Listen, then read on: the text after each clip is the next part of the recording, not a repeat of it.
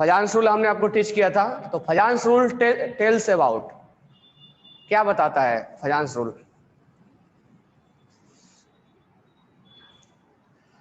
Complete आपको बताना है अच्छे से, मतलब एक लाइन में पूरा आ जाए। प्रांजलि थोड़ा सा और उसमें ऐड करो।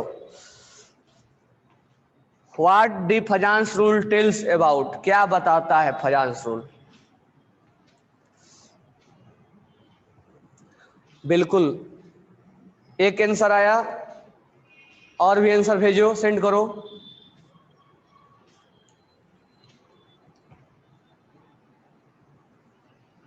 और आंसर बताओ, क्या फजांस रूल क्या बताता है?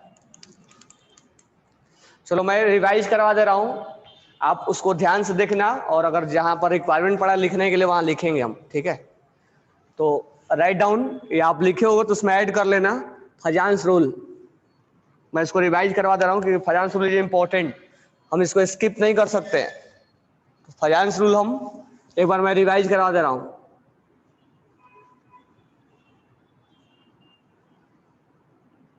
फजांस रूल, तो फजांस रूल जो होता है, जैसे आयनिक हम पढ़ रहे थे, आयनिक कंपाउंड, तो होता क्या है कि आयनिक कंपाउंड के अंदर 100% आयनिक बॉन्ड नहीं होता है। Due to some overlapping it hold some covalent character. तो किस आयनिक के अंदर कोवैलेंट कितना है,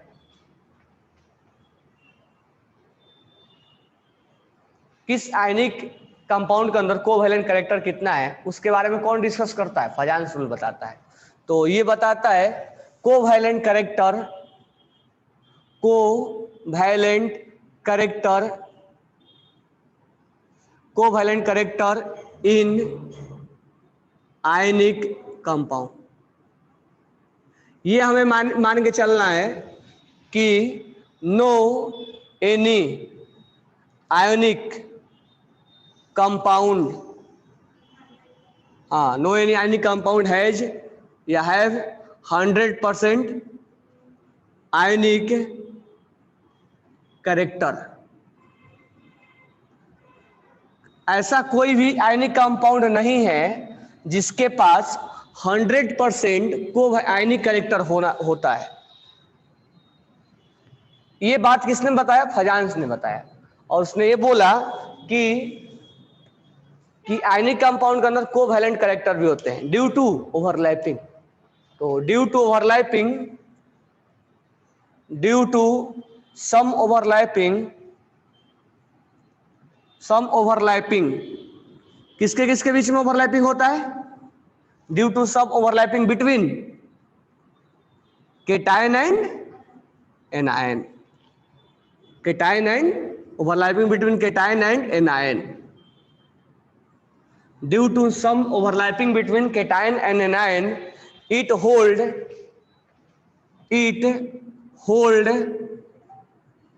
covalent character. It hold covalent character. ये मान लिया गया कि जहां पर ओवरलैपिंग होगा वहां पर कोवैलेंट कैरेक्टर होना मस्ट है, क्योंकि आयनिक में क्या होता है? कंप्लीट लॉस और गेन होता है, लेकिन कोवैलेंट में क्या होता है? उसमें ओवरलैपिंग के बारे में बात करते हैं। तो स्टेटमेंट हमारे सामने क्या है कि कोई भी ऐसा आयनिक कंपाउंड नहीं है जिसके अंदर 100% आयनिक कैरेक्टर है, कोई भी नहीं है। क्यों नहीं है? क्योंकि केटायन और एनायन के बीच में क्या होता है? ओवरलैपिंग होता है, और due to overlapping it hold some covalent character. और उस कोवैलेंट को जानने के लिए कौन सा हम रूल लेके आते हैं? Fajans rule. तो फजांस रूल बताता है covalent character in ionic compound. Clear हो गया? Fajans rule tells about covalent character in ionic compound because no any ionic compound has 100% ionic character, because in overlapping between cation and anion it hold some overlapping, and due to overlapping it show some covalent character. Okay ना? now अब overlapping, what did Fajans rule? What is Fajans rule? Fajans rule, this one is Fajans rule tells. Fajans rule tells about, Fajans rule tells about, ये बताता है, but Fajans rule क्या है? Fajans rule ये बताता है equivalent character ionic compound के अंदर, बट फजांस रूल है क्या? फजांस रूल होता है मोर ओवरलैपिंग मोर कोवैलेंट, मोर कोवैलेंट। और मोर ओवरलैपिंग होने के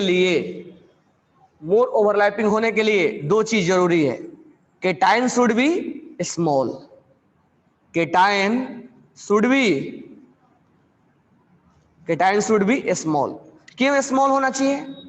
क्योंकि एक खींच रहा है, जैसे NaCl है, Na प्लस है और Cl माइनस है, तो ये जो Na प्लस है वो अपने तरफ क्या कर रहा है, इसको खींच रहा है, तो ये पावरफुल होना चाहिए ना, ताकतवर होना चाहिए ना, इसीलिए केटाइन शुड बी स्मॉल और एनाइन शुड बी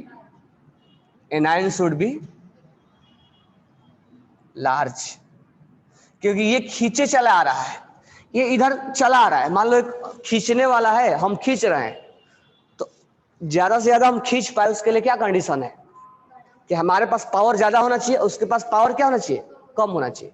तो ये पावर कम होने के लिए क्या होना पड़ेगा, लार्ज होना पड़ेगा, और इसको पावर ज्यादा होने के लिए क्या होना पड़ेगा, क्योंकि ये इधर खींचा चला आ रहा है, तो इसको पावरफुल होना है, तो पावरफुल के लिए केटाइन शुड बी, और इसको वीक होना है तो इसको क्या होना पड़ेगा, बड़ा, तो एनाइन शुड बी लार्ज। और जब केटाइन अपने तरफ कोई चीज खींचता है तो उसको हम क्या बोलते हैं, पोलराइजिंग पावर, पोलराइजिंग पावर। तो पोलराइजिंग पावर किसके लिए डिफाइन होता है, केटाइन के लिए। और एनाइन अगर खींचा चला आता है तो उसको हम क्या बोलते हैं, पोलराइजेबिलिटी।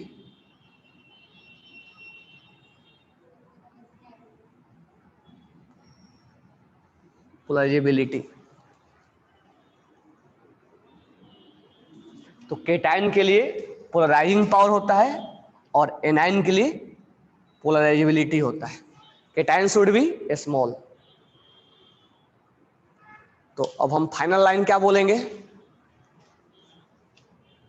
फजांस रूल क्या बताता है, कोवैलेंट कैरेक्टर इन आयनिक, कैसे बताता है, तो केटाइन शुड बी स्मॉल और एनाइन शुड बी लार्ज। और केटाइन के लिए क्या डिफाइन होता है, केटाइन के लिए पोलराइजिंग पावर, और इसके लिए क्या डिफाइन होगा, पोलराइजिंग एबिलिटी या पोलराइजेबिलिटी। क्लियर है ना? अब यहां पर पोलराइजिंग पावर, अब केटाइन शुड बी स्मॉल, ये तो बात बिल्कुल सिंपल लाइन में बोल दिया है कि केटाइन शुड बी स्मॉल, लेकिन स्मॉल होने के लिए क्या क्या हम सोच सकते हैं, तो स्मॉल होने के लिए चार्ज क्या होना पड़ेगा, केटाइन पे चार्ज क्या होना पड़ेगा, कम या ज्यादा,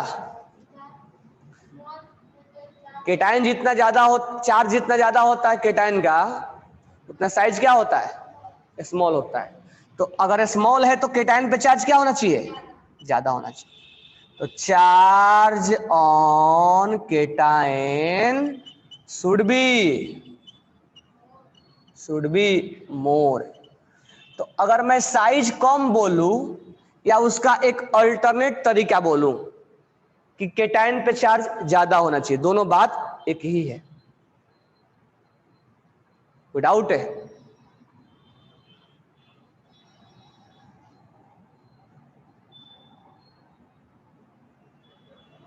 तो अगर मैं स्मॉल बोलूं या केटाइन पे चार्ज ज्यादा बोलूं, बात एक ही है। टॉप टू बॉटम साइज क्या होगा, हाँ, टॉप टू बॉटम साइज क्या होगा, बढ़ेगा। साइज बढ़ेगा तो ओवरलैपिंग क्या होगा, ओवरलैपिंग क्या होगा, डिक्रीज। तो कोवैलेंट क्या होगा, सब सोच सोच के बताओ, सारे 5 मिनट टाइम दे रहे हैं।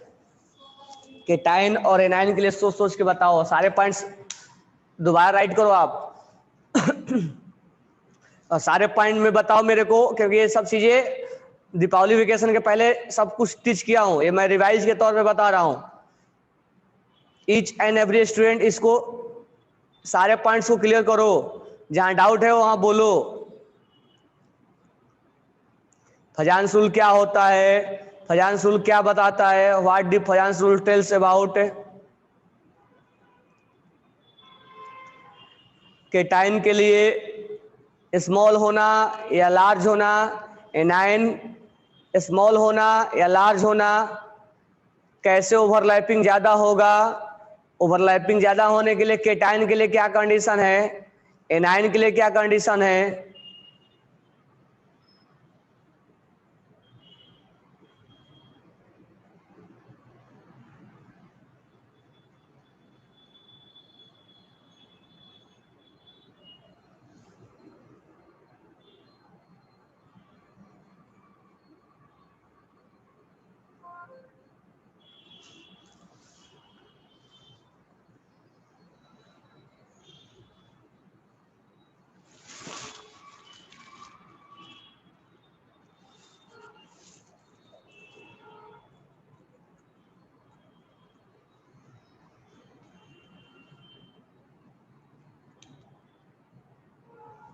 सबको क्लियर हो गया पॉइंट से?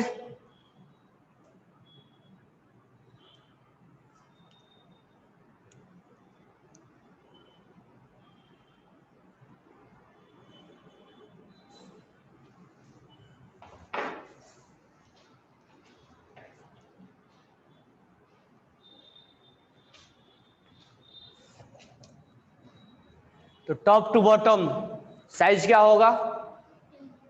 इंक्रीज केटाइन का। तो केटाइन का साइज इंक्रीज हुआ तो कोवैलेंट कैरेक्टर क्या होगा? डिक्रीज। तो लिख लो, from top to bottom size will increase.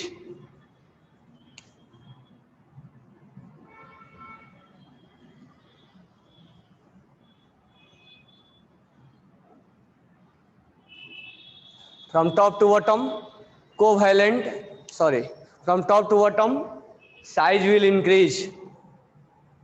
That's why, ये हम किसके लिए बात कर रहे हैं? केटाइन।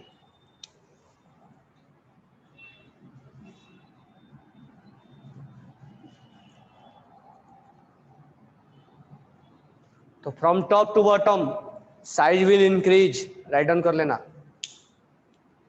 दैट्स वाई, साइज बढ़ेगा तो ओवरलैपिंग क्या होगा? केटाइन का कम होगा। Less overlapping, less covalent. तो from top to bottom covalent क्या होगा? कोवैलेंट कैरेक्टर क्या होगा? Decrease. From top to bottom size will increase, size बढ़ेगा और ये कोवैलेंट के लिए क्या होना? साइज कम होना। तो कोवैलेंट विल बी डिक्रीज। तो from top to bottom size will increase, hence covalent will decrease. Without,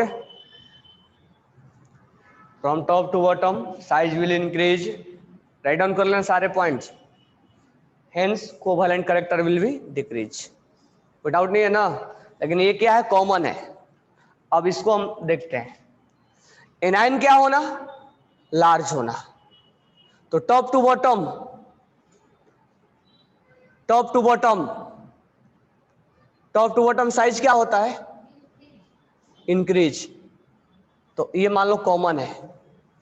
तो अगर साइज बढ़ेगा, top to bottom size will increase, size अगर बढ़ता है तो साइज बढ़ेगा तो anion should be large. Anion क्या होना है? लार्ज होना। तो कोवैलेंट क्या होगा? ज्यादा होगा। कोवैलेंट कैरेक्टर बढ़ेगा।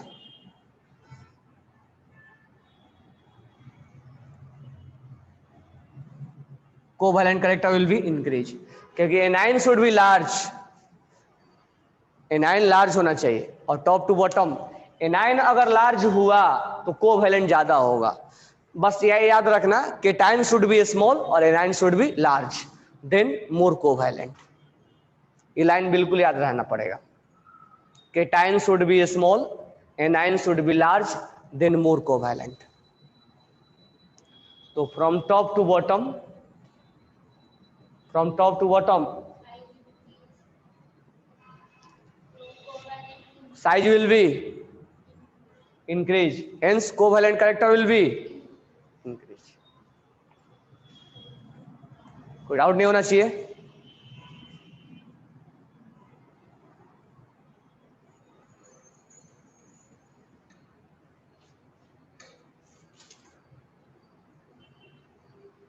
कोई डाउट है? तो कोवैलेंट ज्यादा होने के लिए केटायन शुड भी और एनायन शुड भी लार्ज। अगर केटायन पे ज्यादा चार्ज है, चार्ज ज्यादा है, तो केटायन क्या होगा, छोटा होगा या बड़ा होगा? और एनायन पे ज्यादा चार्ज होगा तो हाँ,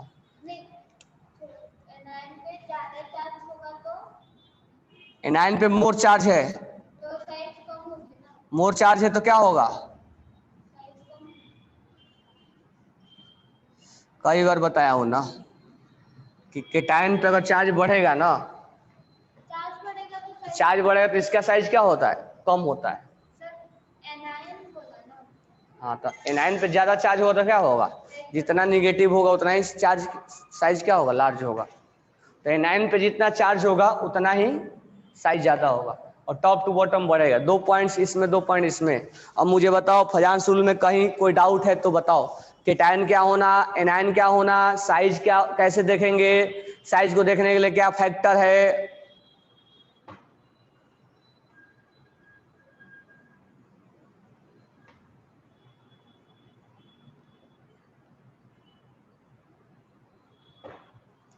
कोई डाउट है?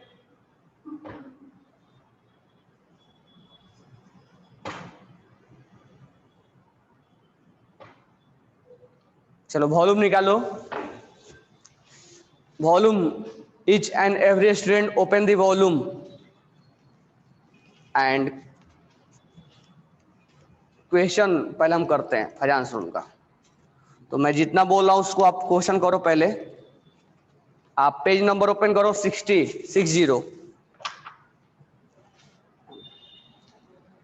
Open the volume 60।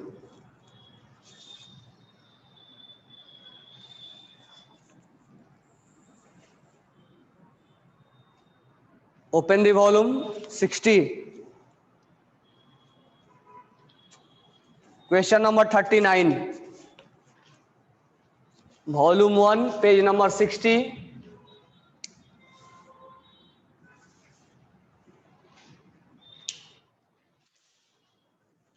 Volume 1 page number 60।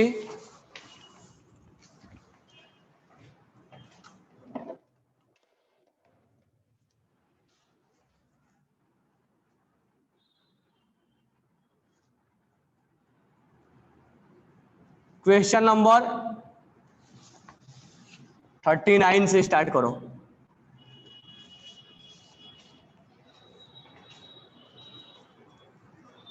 तो क्वेश्चन नंबर 39 क्या बोल रहा है?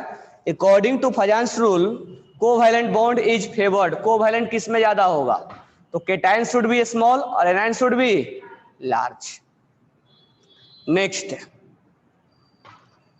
Polarisation is the distortion of the shape of anion by adjustantly placed cation, which is follow statement is correct. Maximum polarizing is brought about cation by higher charge।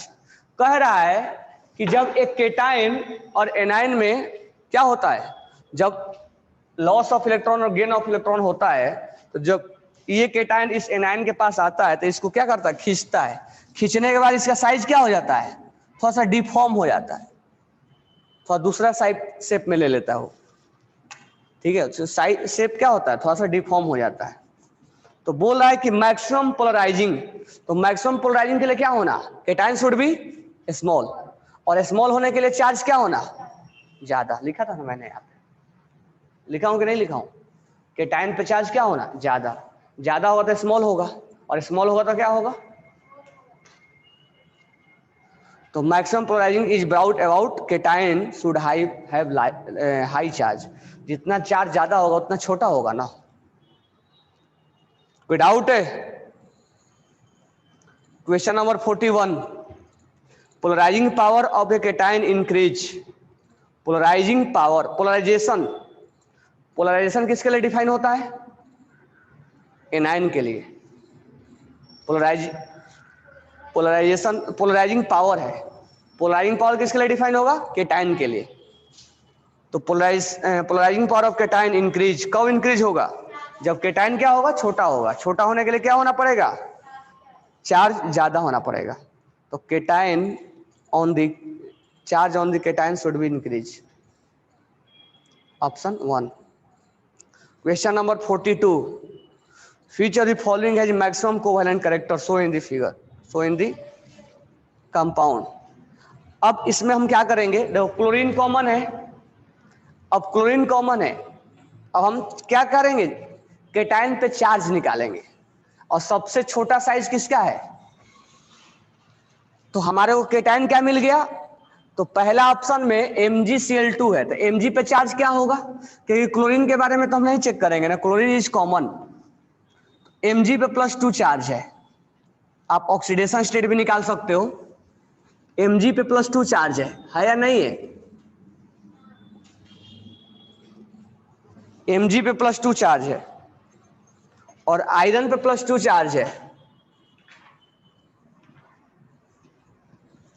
और aluminium पे +3 charge है, और tin पे +2 charge है। बताओ इसमें सबसे छोटा तुम्हें कौन दिख रहा है, सबसे छोटा कौन दिख रहा है, एल्युमिनियम +3 है ना। तो इस वजह से स्मॉल केटायन होगा तो उस पर क्या होगा, हाँ कोवैलेंट कैरेक्टर ज्यादा होगा, तो आंसर क्या हो जाएगा, और AlCl3 कोवैलेंट कंपाउंड है, ठीक है। वो आगे चल के अल्युमिनियम क्लोराइड जो है वो कोवैलेंट कंपाउंड है, इसमें आंसर जो हो जाएगा वो हो जाएगा AlCl3। कोई डाउट है?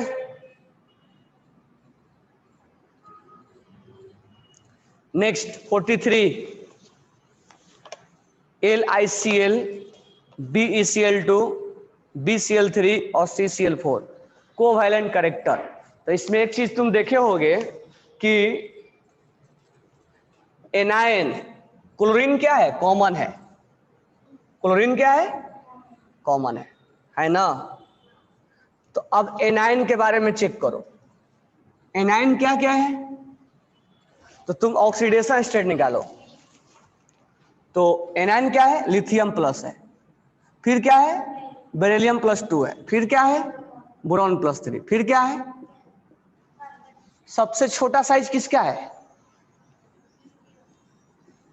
सबसे छोटा साइज लिथियम का है। ये साइज, सबसे छोटा साइज किसका है, स्मॉल साइज किसका है, लिथियम छोटा है। मैं वही पूछ रहा हूँ, हाइड्रेशन एनर्जी, हाँ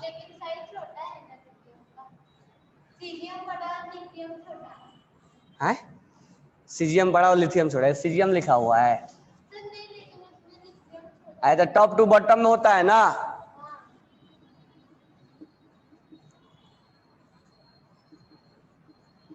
टॉप टू बॉटम में लिथियम छोटा होता है ना। लेफ्ट टू राइट साइज क्या होता है, left to right size increase होता है, डिक्रीज होता है। तो अब बताओ lithium, lithium, beryllium, boron size क्या होगा, लेफ्ट टू राइट साइज क्या होगा, किसका ज्यादा होगा है, अरे इनमें किसका ज्यादा होगा, एफ का होगा। लेफ्ट टू राइट साइज क्या होता है, लेफ्ट टू राइट साइज क्या होता है,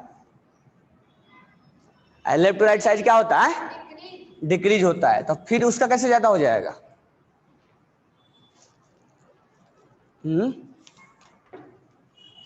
लिथियम टॉप टू बॉटम में साइज छोटा होता है, लेफ्ट टू राइट में बड़ा होता है। लेफ्ट टू राइट साइज क्या होता है पहले बताओ? डिक्रीज। तो लिथियम बड़ा है कि फ्लोरीन बड़ा है? हाँ, लिथियम बड़ा है, फ्लोरीन छोटा है। समझ में आया क्या? लेकिन टॉप टू बॉटम साइज क्या होता है? हाँ, तो लिथियम क्या होगा? सीजियम। लिथियम छोटा और सीजियम।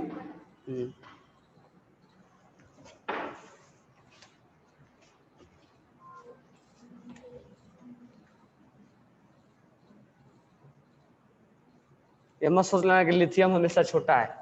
लिथियम अपने ग्रुप में सबसे छोटा है। समझ में आया क्या? अगर हम पीरियड में जाएंगे तो सबसे बड़ा हो जाएगा वो।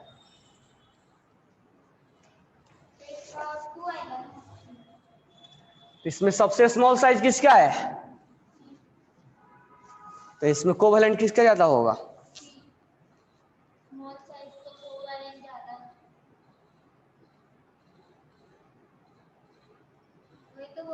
हाँ, तो सबसे स्मॉल साइज किसका है?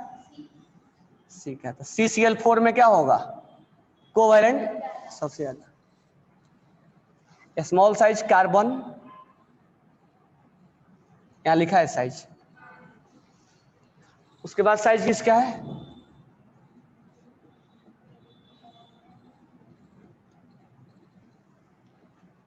स्मॉल साइज जिसका ज्यादा है उसका कोवैलेंट कैरेक्टर ज्यादा।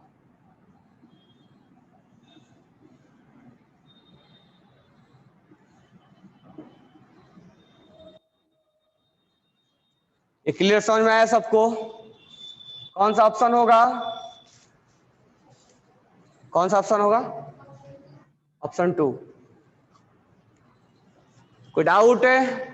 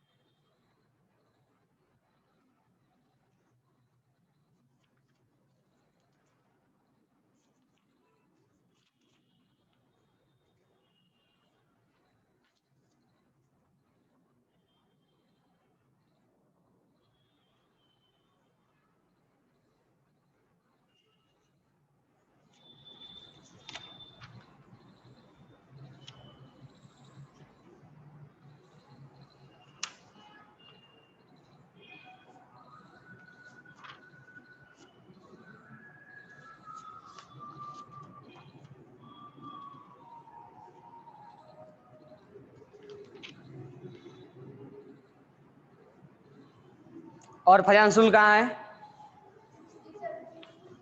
Page number 67। पेज नंबर निकालो 67। क्वेश्चन नंबर 44 रीड करो इसको। Which of the following factor generally favour electrovalence? Electrovalence मतलब आयनिक।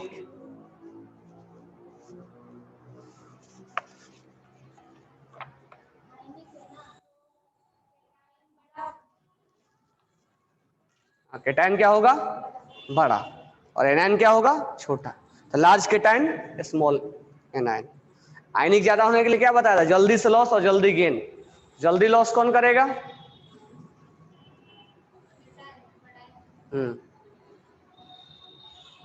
Next 45, covalent nature of the compound increase.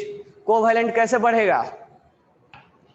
Cation should be small और anion should B. Question number 45 read करो।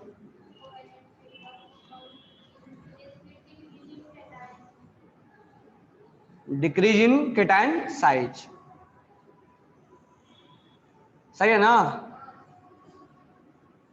Covalent character ज्यादा होने के लिए cation क्या होना चाहिए? छोटा। क्वेश्चन नंबर 46 रीड करो।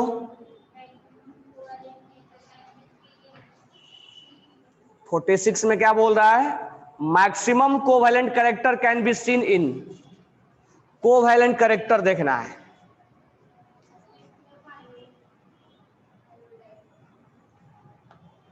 तो केटाइन क्या होना और एनायन क्या होना? तो इसमें पहले केटाइन में ढूंढो कि सबसे केटाइन छोटा कौन है। Which cation is small cation, which one is small cation? कौन स्मॉल केटाइन है इसमें? स्मॉल केटाइन कौन है?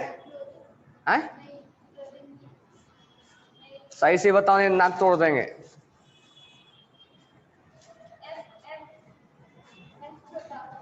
मैं केटाइन बोल रहा हूं तो एफ एफ बोलता हूं, अरे तो बोलते बड़े। केटाइन कौन छोटा है? कौन सा? लिथियम। और एनाइन सबसे बड़ा कौन है?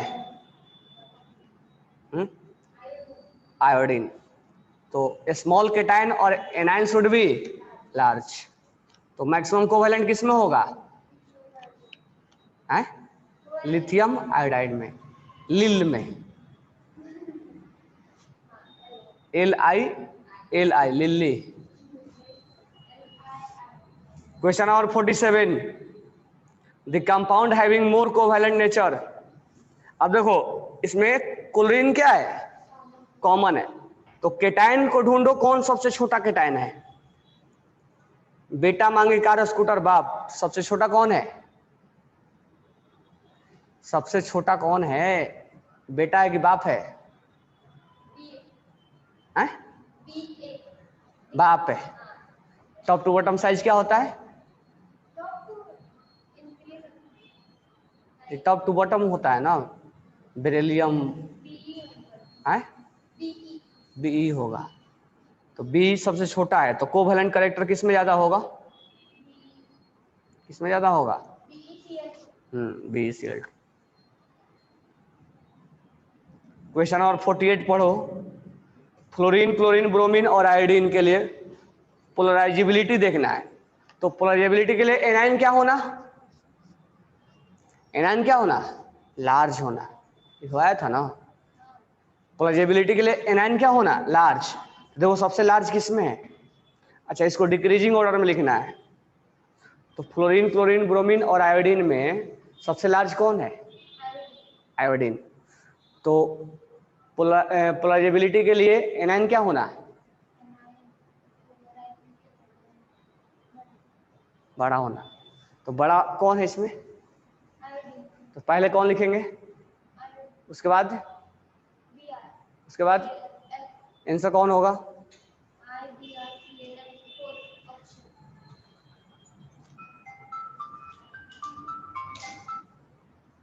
कौन होगा? Fourth option. Next 49, max the polarising power is maximum for. Polarising power किसके लिए डिफाइन होता है? पोलराइजिंग पावर किसके लिए डिफाइन होता है? Cation. Cation should be small, A9 should B. तो केटाइन सबसे छोटा कौन है इसमें? सबसे छोटा केटाइन कौन दिख रहा है? Mg, पोटेशियम, सीजियम या एल्युमिनियम +3? एल्युमिनियम +3 सबसे छोटा है ना।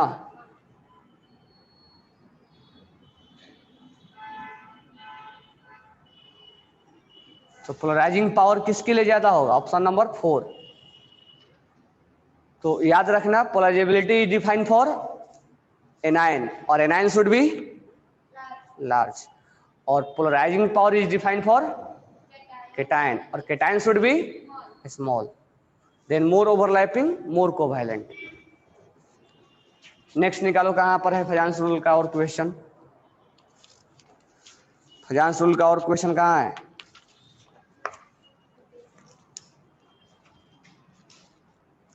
लेवल 1 हो गया ना, अब लेवल 2 में देखो कहां पर है?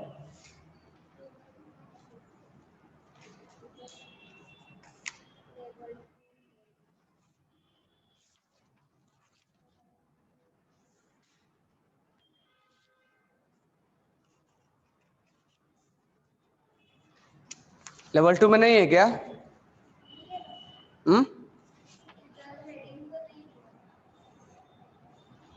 चलो अब हेडिंग डालो, lattice energy, right down. Next heading, lattice energy. अच्छा, लाइटिस एनर्जी,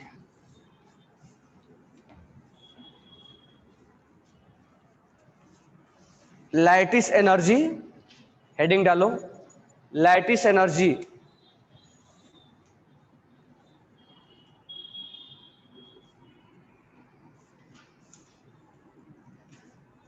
लाइटिस एनर्जी पढ़ने के पहले हम तुम्हें बॉर्न हेबर साइकिल पढ़ा रहे हैं, तब समझाएंगे कि लाइटिस एनर्जी क्या होता है, what is lattice energy, how to calculate lattice energy, how to compare lattice energy, what the lattice energy tells about. ये सब जानने के पहले हम तुम्हें बॉर्न हेबर साइकिल पढ़ा रहे हैं। तो इसमें हम लिखेंगे Born Haber cycle, Born Haber, Born Haber cycle, Born Haber cycle, इसमें हम पढ़ेंगे बॉर्न हेबर साइकिल। ठीक है, तो बॉर्न हेबर साइकिल में जैसे हमें सोडियम बनाना हुआ, तो सोडियम किस स्टेट में होता है? Solid. Sodium chlorine, sodium chloride बनाना हुआ, और क्लोरीन किस स्टेट में होता है? गैसियस में। जब दोनों मिलते हैं तो क्या बनता है? NaCl। बैलेंस कर देंगे हम, तो यहां पर हम लिख देंगे